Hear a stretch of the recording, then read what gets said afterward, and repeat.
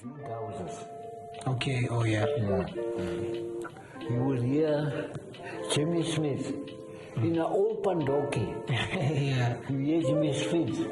I got my mojo working. Pop, I got my mojo working. Jazz. Yeah. We only have jazz. Or otherwise it's bakan. Wow.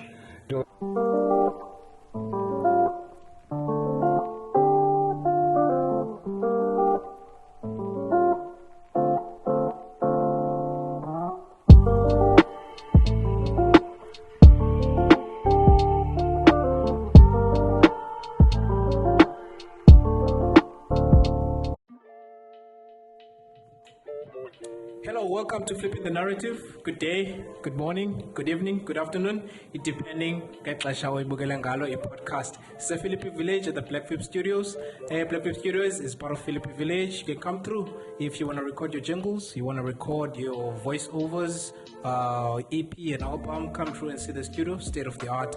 Also, Tibana Rufas, who's also our sound guy, who is our assistant to the studio manager, ZP.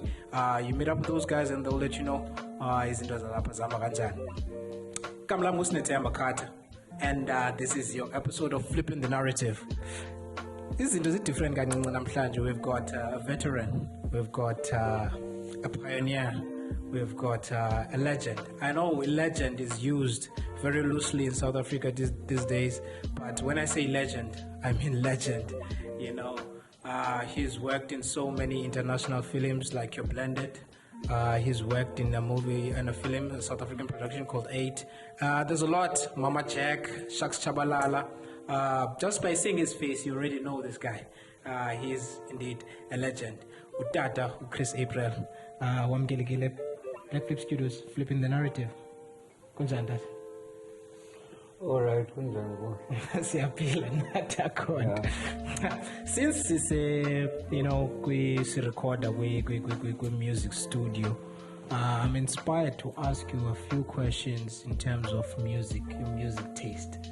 You know, ngomphi umculo that you enjoy the most? Well, I enjoy blues, jazz. Jazz, oh yeah, jazz. Well, who's your favorite artist? Those are type of music which I played when I was playing. I'm an ex-musician. Yeah, ex-musician. Yeah, I started a lot of bands in Cape Town. Seriously? Especially on the colored side. Yeah. Back in those days when you were starting out, before we get into acting, I'm more interested in music for now. When you were starting those bands, do you remember the first band that you started? The Royal Jazz Rockets. Royal Jazz Rockets? Yeah. How old were you guys then? Eh? How old were you when you started the band? I was And about, how many nani bangapi? it was a big band. Yeah? Yeah, we were about 9. About 9 of you guys. Okay, and then how did it go? Did you guys go as far as recording and maybe making music and sound there? How successful was it been? No, in those years we couldn't do recordings Okay. because there was no recording studios at Black. Oh. Most recording studios were belonging to white. And it was very hard to get in there. I can imagine. Like, for instance, I wrote a song once, and I took the song to Springbok Radio in Seapoint. Uh-huh. And when I said I'm bringing a song, I want them to play the song so people can hear it. Okay. They look at me like, are you crazy? I was playing black music here. You must be mad. Yeah. So, to do recordings was very hard. So before you sent the song to them, did you know that already was out high, or you were just? Well, you know, I'm a person, I don't like to assume things. I like to go and feel things. And find out for yourself. Yeah. Yeah. quite inspiring. Quite inspiring. It's sort of like a revolutionary way of saying, I know you guys are going to say no, but I'm gonna do it anyway. Yeah. And try to find out. And I think most probably in your acting career, hence in my intro I say a pioneer. I'm sure you are one of the first in many productions that have been produced. Do you remember your first interview or audition? It was the same. It was the same. Like the law never allowed a blackface to become interviewed, or a half shot of a blackface. Oh, Even SABC didn't allow that. a half shot. Yeah, like they always used to shoot long shots where you can't really define the person behind that long shot. Oh, okay. So, But they would never allow a close-up. a close up, yeah. Because of this blackface. Yeah. Wow. So, how did you maneuver? Because I'm interested in your first audition when you went to a production, and this was your first It was time. Afrikaans. It was Afrikaans. Do you remember the production? My Arenda. Yeah. Can you tell us more about it? En opgegroeid hè. Dus 5 jaar van boven en Ghana. See, Alle man. yeah. All Afrikaans movies. Yeah. But I had nothing that stood in my way. Everything I did with love. Because whatever happened during apartheid, for me it was a university It was a learning curve. of learning. So I accepted it with a good heart. Because apartheid was made by men, Okay. was not made by God. It is men who made apartheid because of greed and fear. Yeah. So I found it very difficult to hate anybody who is in the apartheid era. Because all people were created perfectly. God created mankind perfectly. He taught mankind to love Yeah. and forgive. So I always felt that if I hate the person behind apartheid, I'll be stabbing God in his eye. Because that creation is his. And it's perfect. Apartheid comes from the flesh. Because the flesh wants everything. If you look at things with a spiritual, with a physical eye, Yeah. we can be in trouble because the physical eye wants everything, whether it's good or bad. So I always look at mankind that mankind is a perfect creation of God. Wow. But what came in is greed and fear. So I had no right to hate the person who supports it or who introduces it. Yeah. I have no right because then I'll be hating God. Because it's God's creation. But the creation has a flesh and a physical eye. Now, the eye diverts things, makes it beautiful for you, not for other people. I get that 100%. Now I'm more interested in conditions apartheid as you speak it. They were so, they were very rough. And the Bandabanins, they were going into politics, abanye, they were going into Gauteng, Bio7's mines, stuff like that. When I Indonesia Kwanza to say, okay, I'm gonna venture into acting. Well, I loved acting because I did it at school. Okay. I used to write for my school. Oh.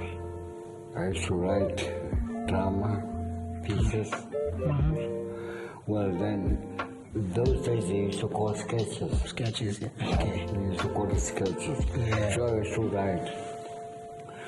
And I used to love being around people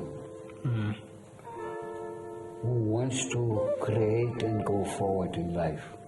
Okay. So for me, acting was another school of education. That's why I loved it. Okay. Who would you say who inspired you into acting? I was inspired by a lot of things. For instance, we used to watch self-centered. I have no idea what that is. Yeah. We used to watch fancy movies. Okay. Yeah? And I could never understand. Somebody gets stabbed today with a sword or got shot, and next week I see him in another movie. The same person who died this week, I see him in the next. And I used to wonder, fuck, how does this happen? How can this guy go and play the thing where they're going to kill him, and how did he wake up again? And that inspired me. I wanted to know what's happening. Curiosity. Behind the curtain. Yeah, curiosity. That inspired me a lot. Yeah. To find the knowledge. How did this guy wake up? Because last week he was shot. He was shot, yeah. Growing up in Cape Town, I understand you were born in Cape Town, correctly? I understand you were born up in Cape. Now, I want to go back to you as a child. What are your fondest memories at home, in Tlini, with your parents? How was the environment? Well, I would say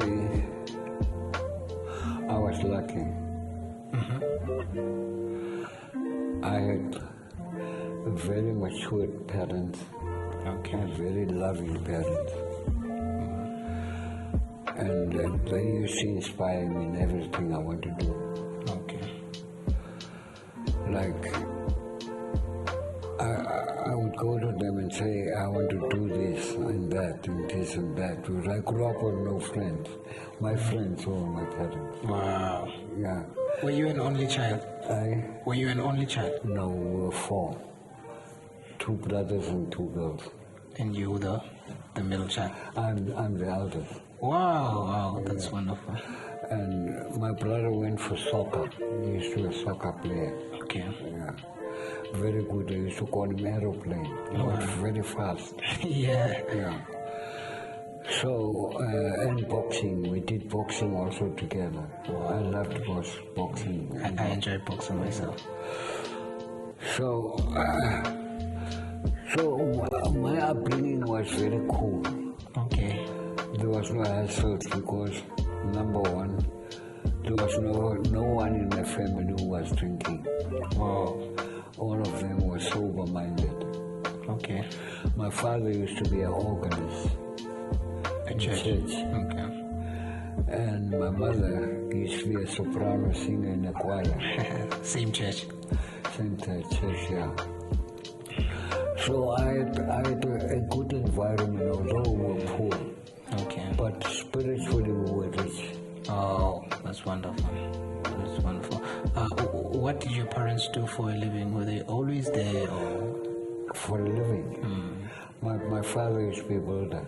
Wow. My father used to build houses. He used his hands to make money. Yeah. And your mother? My mom used to be a housewife because those days women never worked. They only were looking after children. Yeah. And looking after the house. Men had to own work. Yeah. As you're telling a story, when I think about my childhood, I grew up in Fort Beaufort. When I was a boy, I used to play in the bushes. I would chase butterflies and grasshoppers and catch them. But there was always music playing in the background. Fort Beaufort was big on kwaito, so there was always like a taxi passing by playing kwaito, or there would be a house playing Brenda Fassie music, speakers loud, and then there was always music playing around. What music do you hear when you think about your childhood? Well, the music I think of is jazz. Well, I played jazz. Yeah. And also blues. And also African jazz. Mpatanga. Yeah. That's the kind of music I grew up with. Kwaito and all those things came yesterday. It's not old music. Yes. It's new music. It came with a new generation. Yeah. But in my generation, it was Mpatanga and blues. And blues and jazz. Jazz was very famous because you could walk through a plakas camp. Okay. You know? I don't know what a plakas camp is. You know, plakas camp means the zinc houses. Okay, oh yeah. Yeah. You will hear Jimmy Smith in an open donkey. Yeah. You hear Jimmy Smith. I got my mojo working. Pop, I got my mojo working. Jazz. Yeah. You only have jazz. Or otherwise it's batang. Wow. There was no kwaito. Okay. And then from music, and then you grew up in this household where you have a mother and a father, and over, let's just say, you said you guys were poor. What lesson did you take from that situation of having a poor background? What is the most valuable lesson that you say, because of my situation, I learned this? The lesson I learned in that situation is that I was poor materially, but spiritually I was not poor. What does that mean? What does it mean? Spiritually, I was. I wake up every day. I do my thing. I go to school.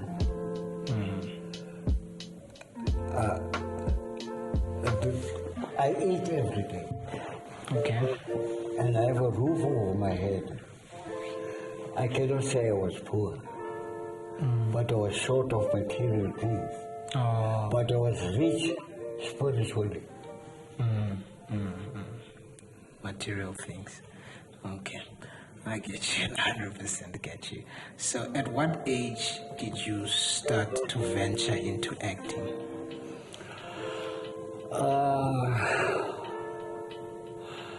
I was about 1920. 1920. 19-20 years. Okay. When I went into action movies. But it was not an easy road. Okay. It was a long and difficult road because of apartheid. Oh, yeah. But I had one belief also there that apartheid is man-made. God never created apartheid. So deep down at the back of my head, I should say I'm going to conquer it. I will show you something here. You see, what does that say? Apartheid failed to stop me from achieving my dreams. We'll show you guys. You'll see it. It'll pop up on the screen. It's a magazine, movie magazine. Yeah, it's mostly actors and things. So, apartheid never stopped me. Because, you see, all my life, I've walked the spiritual path. Okay. I'm not converted. You're not a converted Christian? No, but I walk the spiritual path where there's no hate, where there's no anger, where there's no violence. Okay. Because violence after violence, becomes hatred. But I chose to be humble, Okay. to be a baby in the industry. I never pretend, I never swear, I never hate. Okay. You insult me today as an opposite color, Yeah. but tomorrow morning I'm going to greet you. Okay. I'm not going to say, never mind you. You insulted me yesterday. Yeah. I was going to give you love. And that love is going to make you sit still and think, why does this guy love me and I insult him? But if I had to fight with you, you would never sit still and think that. You would think of a way of retaliating. Exactly. Exactly. That's how I grew up. Defeating hate with love. Is that a value that you learned at home, or is it sort of like something that you picked up along the way? When I went home and I complained to my dad that I have no job description in this film industry, I used to do everything because I was the only person of color amongst white people. So I had to do everything. I had to carry the heavy things, I had to get things ready. And I used to say to my father, I don't know what am I doing. I think the people don't like me. My father used to say, don't say that. Okay. Because God did good, but at the end of the day, they hang him up, and he did nothing. Who are you to think you can just go and have everything on a silver tray? Impossible. All you have to do, son, love. Love all the time. Be a baby.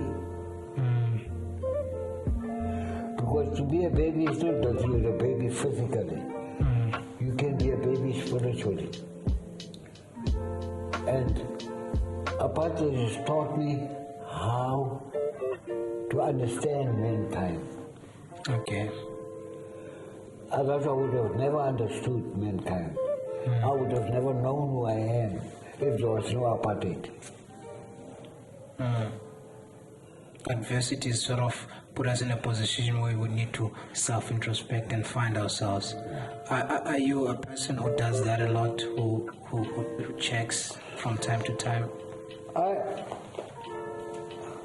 That is part of my life. I do it every day.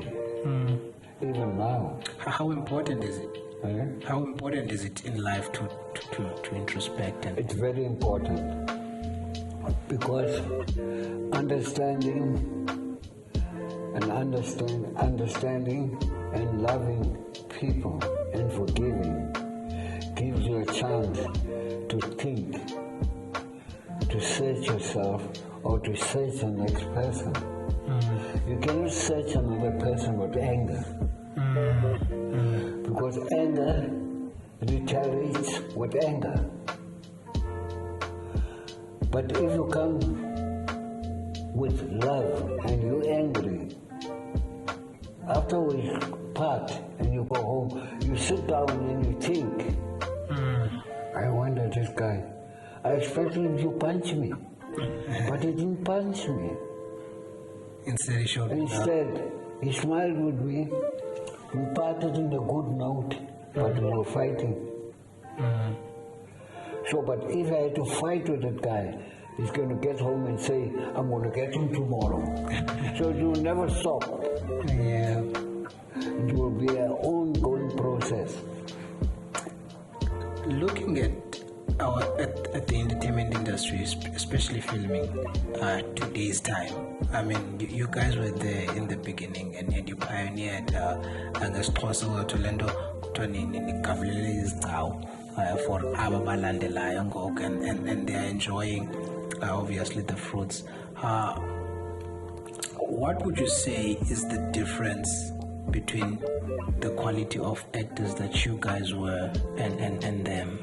What separates you guys from them, like you and your Ray Pires and the rest? I don't understand your question. What separates you guys from them? What is the demarcation? What would you say is the quality that we had of the new generation and the old generation? Yes. See, the difference between the old generation, we should respect our parents. Mm-hmm. We never wanted to put our parents in the eyes by doing wrong things. Mm-hmm. Whatever that was wrong, before you do it, you think, what's my father going to say or what's my mother going to say? Mm-hmm. That was the first question you ask yourself. Then once you got the answer, you turn away, you walk away from that. Mm-hmm. Unlike today, you don't find that kind of respect anymore. There's no respect. No. There's no respect for elders.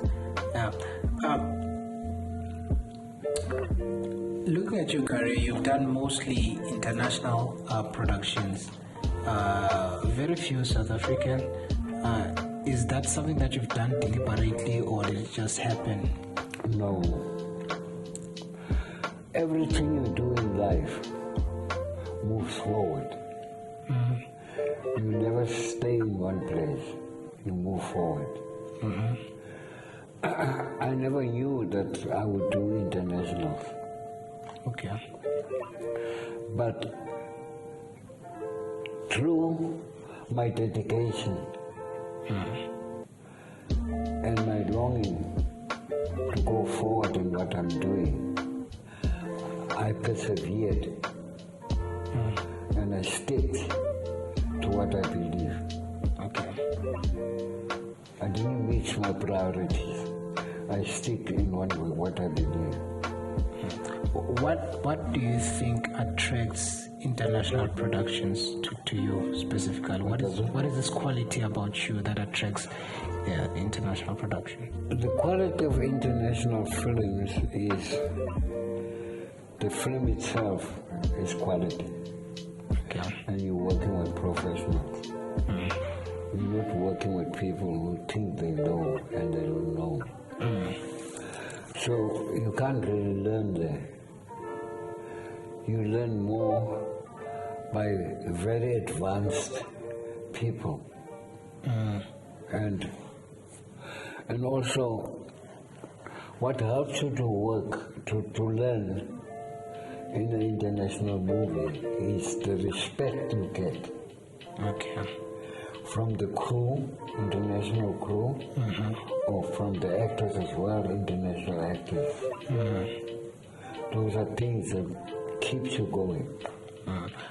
But why do you think these international films keep coming to you? What is it about you that makes them? Maybe I suppose it's my reward of persevering and also loving people. I'm always friendly in a movie.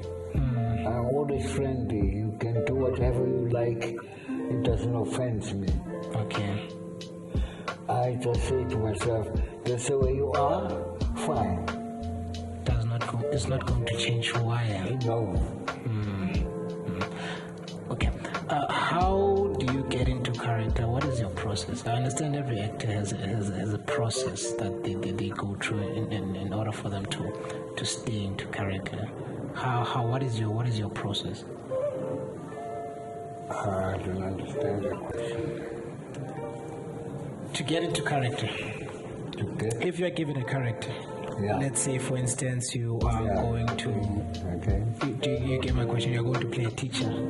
What is your process? What is your? How do you put your mind in a state to say I'm. Well, to play a character is you've got to be that person. You got to go into that character and find that character. Then you can play the character, but otherwise you can't play the character if you didn't find the character. How do you find the character? Do you go and? Well, it's your script. Your script leads you to the character. Okay. You look at the script and you say, okay, fine. Now, this is something I have to be violent. Then you have to change from being nice to a character that's not nice. That's how you find the character. But you mustn't live in the character. Once you finish a movie, you must get out of the character and be yourself. Must be a very difficult process to maneuver. Yeah, it is. Yeah. When we were at your house, you mentioned something about you were married before and your wife is no more. When did you meet her? Wow. We were married for 29 years. Wow. No hassles, no problems. God gave me the exact replica of my mother. Seriously? Because I didn't know my wife. She never became my girlfriend. Oh. When I got to the age of wanting to get married, I looked around. All I saw was beauty, no quality. Oh, okay. But beauty. And I was not happy with the beauty because I was a young man that wanted a girlfriend that does something, either artistic, Okay. or play netball, or do something, but not just sit around at home and go and sit with friends. That was not my kind of girl. Oh, okay. My kind of girl was a girl that works at home, cooks, and do constructive things. So when I wanted to get married, I wanted to have somebody who knows the Bible, Okay. because I had a lot of spiritual dreams in my lifetime. And when I would go to my church, and I go to the big guys in the church, Mutikoni and all these people, Okay. they would tell me, I think those guys Satan, those are devil things you're dreaming of. But yet I'm dreaming of heaven. Wow. But here comes this man, he says to me, Santos Gasata. yeah, those guys Satan, those are devil things. So I thought, well, if I get married, I must get somebody who knows the Bible. Okay. Well, where do I find this person? So I said, I went to Rhodes Memorial up in the mountain. And I meditated there for 7 days. Wow. I was staying there, sleeping there, duck and diving from the security because we were not allowed to sleep on the mountain. Okay. You went there purposely to meditate. To meditate, to find myself. Okay. Not because you were trying to attract the wife. No. Okay. So I was living on bananas and apples Off the mountain. there. No, buy bananas and take it up. Okay. And so I kept on. One day I decided, fine, I'm going down. I'm going now to civilization. Yeah, going back to the people. Yeah. After 7 days. Yeah. How old were you at this stage? I was about 32. Okay. And so Went home. Well, my mother knew where I was because I told her. Okay. I went home. Said, Mom, I'm back. All right. She didn't ask me questions. All right. So one day I decided to come to Cape Town. I was staying in Southern State. Oh, yes. So I decided to go to town. Went to town. I went to pay my installment. On my way back, Housing installment. Oh. it was for my guitar. Oh, okay. When I came back from town, on the other side of Avery Street, you'll see there's a stairway going up to the station, to the upper deck. Okay. So now when you get to the upper deck, there used to be a big board like this with all the trains on there. Do you remember that? I can imagine. Yeah. The time of the train, where it's going, and da. So when I went to this, and I saw this beautiful black chick sitting there. What was she wearing? But she had an afro. Wow. I didn't know whether it's colored or African. How come? Because I don't know. Because sometimes you find colored people dark in complexion. Okay. So, and I thought, hey, I want to approach this chick, but I'm scared. Yeah. Because I don't know what language I'm going to use. Yeah. That's how beautiful she was. Yeah. That's how beautiful she was. So something said to me, use the universal language, which is English. Okay. Now how do I approach her? Something in my mind said, sit next to her. Just sit, because everybody's allowed to sit next to anybody when you're waiting for the train on the bench. Yes, yes. So I went to sit there, look at the board, and out of nowhere I said, sorry ma'am, are you also waiting for the train? I'm just starting a conversation. Yes. I'm sorry ma'am, are you also waiting for the train? She looked at me and said, I do. I got you. Yeah, got a kind. Yeah. Oh, okay. My name is Codiso. What's your name? I said, I'm coming with Chris. She said, oh, where are you going to? I said to her, I'm going to Claremont. Okay. And where are you going to? No, I'm going home, but I'm scared to go home at the same time because I didn't get what my mother wants. So what he said? He said, well, my mother sent me to OK Bazaar, but I don't know where's OK Bazaar. Oh. So I couldn't get the stuff she wanted me to get at OK Bazaar. I said, how come you don't know where's OK Bazaar? Where are you born? So I'm born in Cape Town. I said, but it's impossible. You should know. You should do OK Bazaar.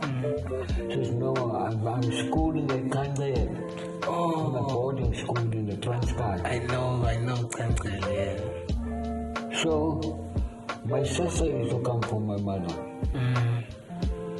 But my mother said, no, you go today because then you can have a train ride, go out of the house because the father is very strict. Okay. He can't gallivant around.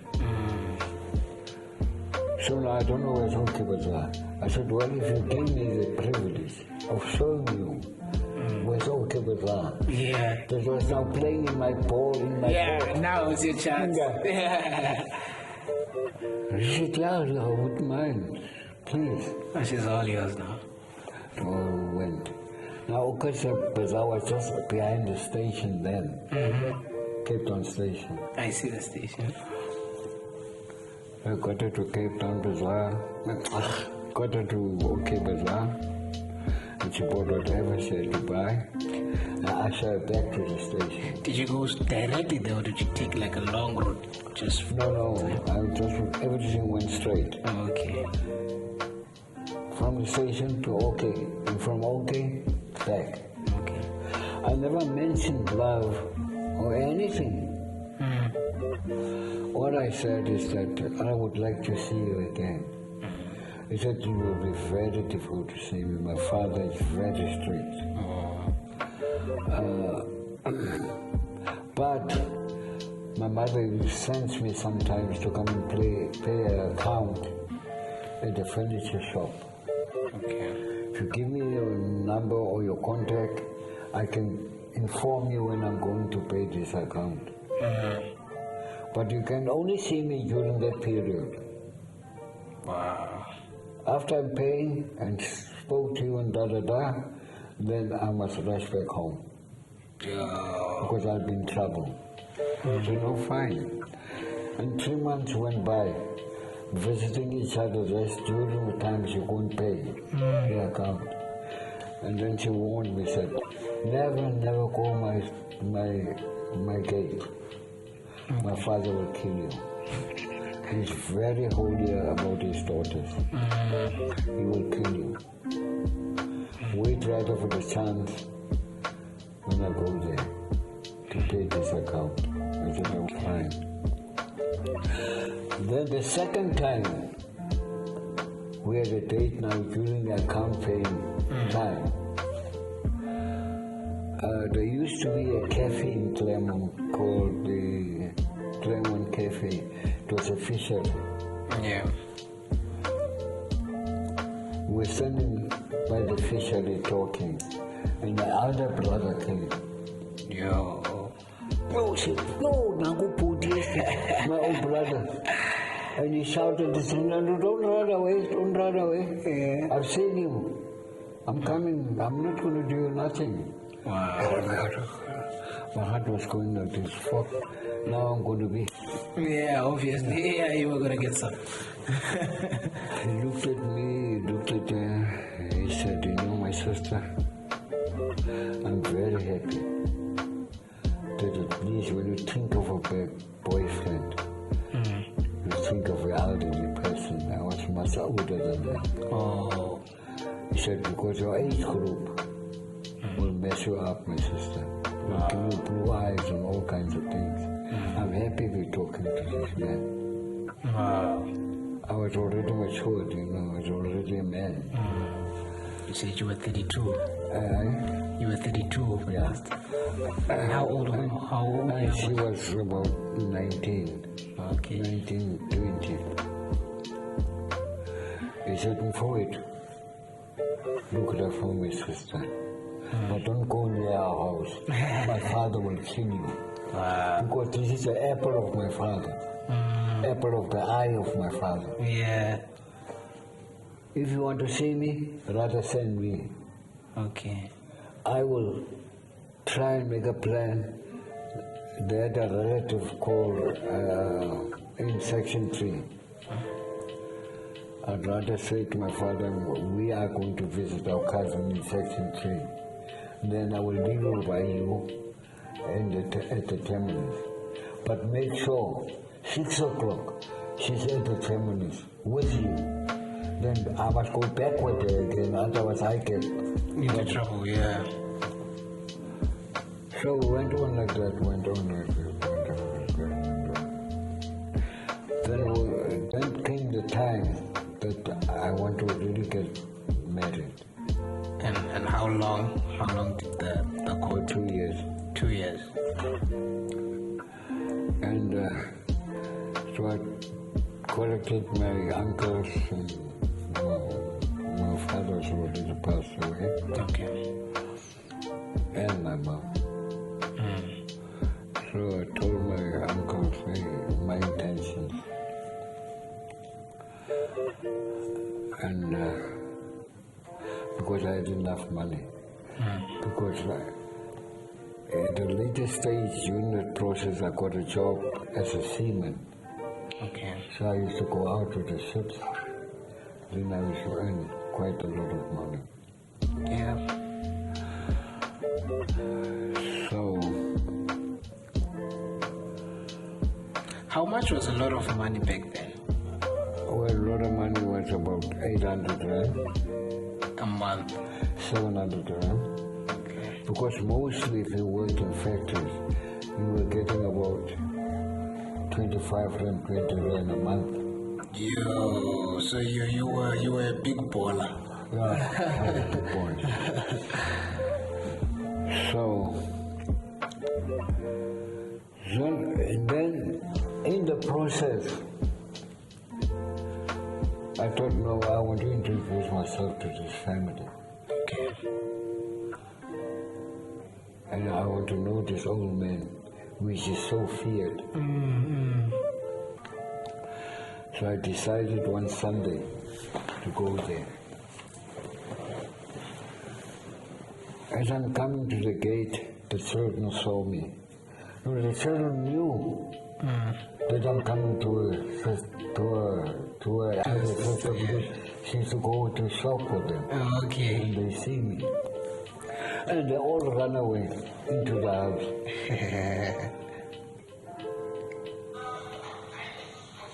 And I went in. It was you and your uncles. Or you went alone? No, alone. Because I wanted to know the family. And I wanted the family to know me too. Wow. Oh, let's be.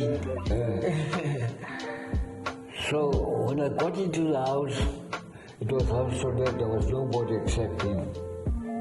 Everybody ran into the bedrooms. Because they don't know what the father's going to do to me. Wow. They were scared. So I went in, I created, and they asked me, can I help you? I said, yeah, you can help me. I'm here to visit police. Oh. Sure. He said, what? Don't. I said, I'm a friend of Koliswa. He said, Koliswa's not a man. He's not a man. He's a girl. How can you come and visit a girl here? I said, well, Tata, I've seen something in this family. And I wanted something. Wow. And that something is Koliswa. I'm coming here to show you that I respect you. And I respect your house. I don't want to come through the window. I'm coming through the front door.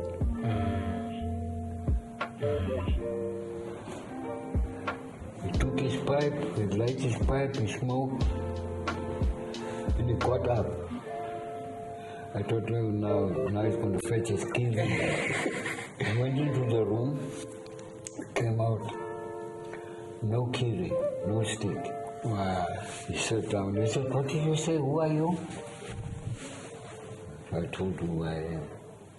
I told him my clan surname, everything. He said, what did you say? What do you want here? The second time he asked me this question. I said, no, I saw something here. Yes. And I wanted something. He said, my boy, I like you. I like you for your guts. When you want something, you rather die what you wanted. Then for the chick, he called this same girl I came to visit. He said, and I didn't well to eat it. Make the visitor some tea. Yes. She had to go. She was going like this, shaking. And then the mother came out, the mother peeped first. Then she came out, come and sit with him. Then the old man started to explain now, his wife. All right. That's how my relationship started. Wow. that's a wonderful story. That's a wonderful story. And so you guys were married for 29 years. For 29, and well, of course, to cut the story short, because she was the one I wanted. Because at Canada, the Bible was a subject. Yeah, I know. Seventh-day Adventist church. If you fail the Bible, you've failed all the subjects. Canada. The 7 days adventure school. Yes. Now, she knew the Bible like the palm of her hand. I used to go to Seventh-day Adventist church. So I could tell her my dreams. She would open the Bible. There's your dream. Okay, yeah. She looked in the Bible. There's your dream. Exactly what you wanted. Somebody who understands the Bible. Yeah. I didn't want beauty. I didn't want figure.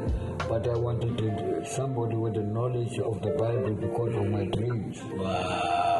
Wow, that's beautiful. That's beautiful. So is that the quality that you say you it's exactly what you wanted, that it's similar to your mother's? Yeah, because my mother was the same. She knew the Bible. She knew the Bible. Wow. But unfortunately, she never saw my mother. My mother died before that. Okay. Before we met. How old were you when your mother passed away? I was about 20, 22, 23. And your father? My father, I was much younger. Younger than 19. Being the firstborn and having your parents, passing away, did that mean something to you? Did you now have to take up the role of being, the provider in terms of? Well, I took up the role of being a father of my family because of the bond we had. Okay. It is a bond that forced me to take up that role. It's not what I wanted to do, but it was a bond I had with my family, with my sister, my other sister, my brother, and my mom. We had a bond. So I thought, now that my father's passed away, I have to look after the family because I'm the eldest. Because my father used to say to my brother, one day, this is your father, one day. Don't make eyes at him. Yes, respect him. Respect him, because one day when I'm not here, he's going to be your father. So we grew up that way. And that saying of my father, he's going to be your father, made me to take the responsibility. Wow. And I did it well. You did it well. I educated my brother, I educated my two sisters, and I fed my mother, and I buried my mother. Wow. Are your siblings still alive? Your siblings, your sister and your brother? No. I'm the only one of the family now that's alive. You've buried all of them? My brother, my brother and my younger sister passed on. And my sister, that comes after my brother, she passed on 2 years ago. So I'm alone now. Wow. I'm only with my brother's sons and family, extended family. Yeah. How having to bury all of your of course you explaining how close and the bond that you guys have. How did you deal with the loss? What helped you cope? The thing is that I joined the Solums when I was very young, when I started working. The Solums means this Bureau societies in the township. Okay. And so I had no stress of money because I have this organization that I've been paying money to when something happens in this They can take care Yeah. of you. Emotionally and mentally, how did you deal with? And You see, I grew up very funny, and my thinking was very funny. I believe everything must have an end. When my wife died, I never cried, although we had a very strong bond. yeah. Like I would say something, she would say, I was just thinking about that. That's how we knew each other. Wow. We were so close. But when she passed away, I never cried. Because she died in a platform where she was a practitioner in church work. Okay. She didn't die in a shebeen. I would have been heartbroken. She died in a good situation. And I could accept that that's the end of her journey. So I must accept it. It's no use I'm going to cry. Because she died in a nice, honest way. Wow. Wow. So it was easy for you to accept. Yeah. So same applies to the rest of my family. They all died in a good situation. So I had no right to cry. I had a right to rejoice because they died in a good place. Wow, that's powerful. That's powerful. You were blessed with how many kids in your marriage? I was blessed with 2 kids. But unfortunately, my son, he passed on. Both of them were sons. No, a girl and a boy. Okay. The firstborn being the son. The son. Okay. And then he passed on. And then the girl was left alone. She's still alive. Oh, so it's now just you two. Just me too. Is she anything like her mother? Right? Is she anything like her mother? She can't be. Why not? Because the children of today, the teaching of home doesn't affect them.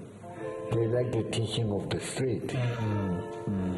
Now the teaching of the street takes it away from what the mothers used to be or the parents. The parents used to be.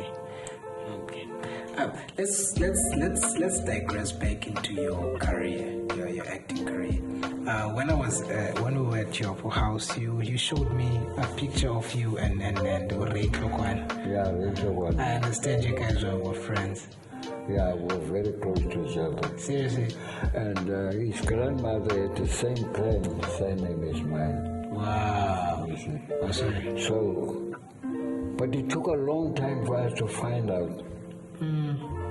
How did you guys meet? Where were you guys? What was happening? We met in the music field. Okay. He liked singing. Oh. But he liked to imitate Sammy Davis, the junior. This guy who tapped. And the good guy was tapping. I don't know him. I was only born in 1991. No, 91 he was gone out.